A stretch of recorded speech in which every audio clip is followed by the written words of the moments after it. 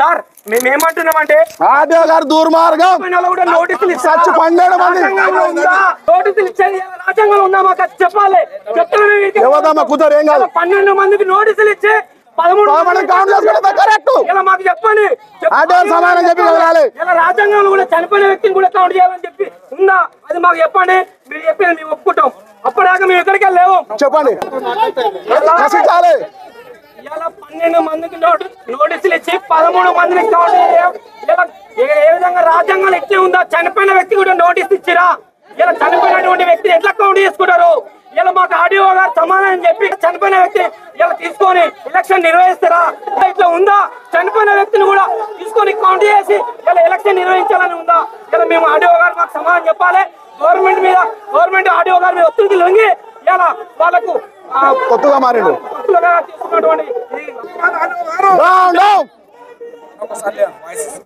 జరాగి voice ఎక్కడ పోతుంది జరాగు చచ్చిపోయినటువంటి వ్యక్తిని ఎట్లా కౌంట్ చేస్తారు మాకు తెలియాలి. అంటే చచ్చిపోయిన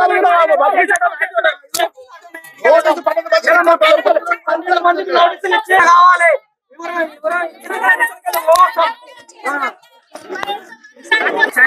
చనిపోయినటువంటి వ్యక్తిని బొందలు వేసుకొచ్చి ఇక్కడ పెట్టుకొని కౌంట్ చేస్తారా? ఇది ఆర్డీఓ గారు రాజ్యాంగం ఉందా? ఉమాదేవి గారిపై పెట్టినటువంటి అవిశ్వాసంలో ఇలా మాకు 12 మందికి నోటీసులు ఇచ్చి 13 మందిని కౌంట్ చేయడం ఎక్కడిది? ఇది గవర్నమెంట్ పై ఒత్తిడి తీసుకొచ్చి ఇలా ఆర్డీఓ గారు మాకు న్యాయం చేయడం లేదు. దీని మీద మాకు వివరణ ఇచ్చినాకనే మేము ఇక్కడికి వెళ్ళగలుగుతాం. చనిపోయినటువంటి వ్యక్తికి ఓటు ఉంటుందా? ఇది రాజ్యాంగంలో కల్పించరా? మాకు దీని మీద ఆర్డీఓ గారు సమాధానం చెప్పవలసి ఉంటుంది. ఇలా గవర్నమెంట్ కి తొత్తుగా మారి ఇలా ఇక్కడ రాజ్యాంగం కాకుండా తన ప్రభుత్వం ప్రకారం నడుచుకోవడం జరుగుతుంది. కాబట్టి ఇగో ఈ నోటీసు ప్రకారం 13 నోటీసులు ఇవ్వాల్సిందే కాకుండా 12 నోటీసులు ఇచ్చి 13 కౌంట్ ఎట్లా చేస్తారు? ఏ లెక్క ప్రకారం చేస్తారు? రాజ్యాంగంలో చనిపోయినటువంటి వ్యక్తి కూడా ఓటు కల్పిస్తారా? దీని మీద మేము ఆర్డీఓ గారు మాకు వివరణ ఇవ్వాలి. ఇచ్చిన దాకా ఇక్కడికి వెళ్ళి ఈ ప్రాణాలు పోయినా పర్వాలేదు. ఇలా గవర్నమెంట్ కు లొంగి ఇక్కడ న్యాయం జరగకుండా అన్యాయంగా గవర్నమెంట్ తొత్తుగా మారినటువంటి ఆర్డీఓ గారిని మాకు వివరణ కోరుతున్నాం. వివరణ ఇచ్చినాక మేము ఇక్కడికి వెళ్ళి కదలం. లేదంటే చచ్చిపోయిన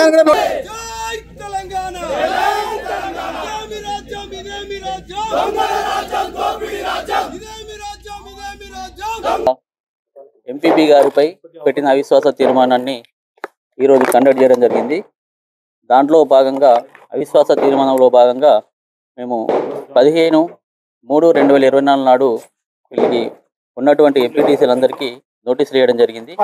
ఈరోజు 11 నుంచి 12 గంటల మధ్యలో ఉన్నటువంటి 12 గంటల మధ్యలో అవిశ్వాస తీర్మానాన్ని నారాయణపురం ఎంపీడీఓ ఆఫీసులో కండక్ట్ జరిగింది.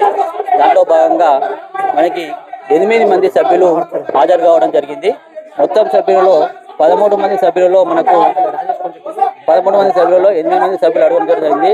As per act and rules ప్రకారం ఏంటంటే మనకు మొత్తం సభ్యులలో 2/3 మంది హాజరైతే మాత్రమే మనం కోరగా తీసుకుంటాం. అందుకే 8 మంది హాజరయ్యారు కాబట్టి ఇది అవిశ్వాస తీర్మానాన్ని వీగిపోయినట్టుగా ప్రకటించడం జరిగింది. 9 మంది హాజరైతే మేము ఘోరం ప్రకటించాల్సి వస్తుంది. 2/3 9 మంది హాజరు కాలేదు. 8 మంది మాత్రమే హాజరైనందున మేము అవిశ్వాస తీర్మానం వీగిపోయినట్టు ప్రకటించడం జరిగింది. గతంలో మీరు అక్కడికి వచ్చినప్పుడు అప్లికేషన్ ఇచ్చేటప్పుడు 8 మంది నేను ఎవరికి ఏం చెప్పలేదండి. As per act and rules ప్రకారము ఏదైతే మాకు ఇచ్చినటువంటి పంచాయతీరాజ్ యాక్ట్ లో ఉన్నటువంటి యాక్ట్ ప్రకారమే మేము ఫాలో అయినాము.